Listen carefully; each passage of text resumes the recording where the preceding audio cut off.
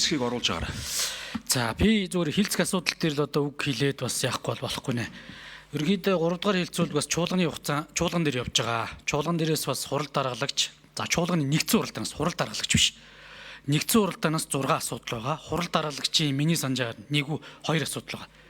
Үндсэндээ ингээд 7 асуудлаар ингээд чиглэл болгосон.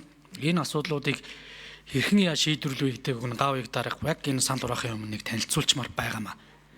Намын бүлэгт танилцуулах яг олон нийт бас харж байгаа байхгүй.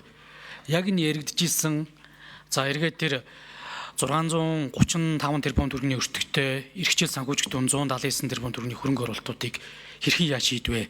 Тэн дээр чинь төсвийн доктортой байдлын зөвлөл 111 төслийн чинь 73 нь төсвийн тухай хуульд нийцэхгүй байна гэдэг үгнэсэн шүү дээ. Энийг яаж хэрхэн шийдсэн юм бэ?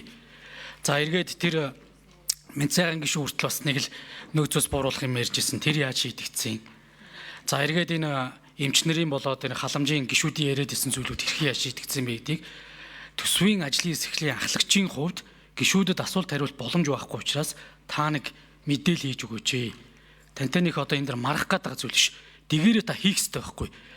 Усын хурлын нэгдсэн чуулганаас өгсөн чиглэлийг ингэж шийдэж орж ирлээгээд мэдээлэл өгöd энэ санал хураалтууд эхлэх хэрэгтэй болохоос биш би өгөхгүй. Монгол Ардын намын байнгын ороо бүлэг энэ төр өгцөн гэдээ яриад иж болохгүй. Тэгэл ан чи ингэ шийдэгдсэн юм ингээ мэдээлэлтэй болоо цаашаа саналаа хураага явчмаар. Тэгэхээр би хилцэх асуудал дээр л одоо ингэж ярьж байгаа нь бас гişүүд маань ойлгож байгаа гэж бодож энэ гавыг дарахыг энэ 6 нэгдсэн уралдаанаас өгсөн 6 чиглэл хурал даргалагчаас өгсөн 2 удаа тий 1-2 чиглэл байгаа. Энэ асуудлууд хэрхэн яаж шийдэгдсэн талаар та бас нэг товчхон олон нийтэд мэдээлэл өгчөөч. Эргэлзээд байна олон нийт чинь. Тэгээ арайч одоо энэ дэр нэг лаз барьж хідүүлээ явмааргүй шүү дээ. Тэгэхээр энэ лаз барь санал хураалгах дээр ч гэсэн та нэг олон нийтэд суужилт гуйчих хэрэгтэй байхгүй. За тэгж устөржүүлээд яг. Би өнөөдөр албаар улаан зангай зүүсэн.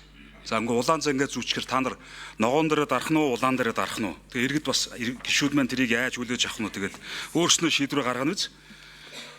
Битээний гачин сонин зохиол яриа тийм ээ. За ерөнхийдөө бол 6 саналын хүрээнд 6 саналаар нөгөө нэг юу ч хаана байлаа. Танилцуулгын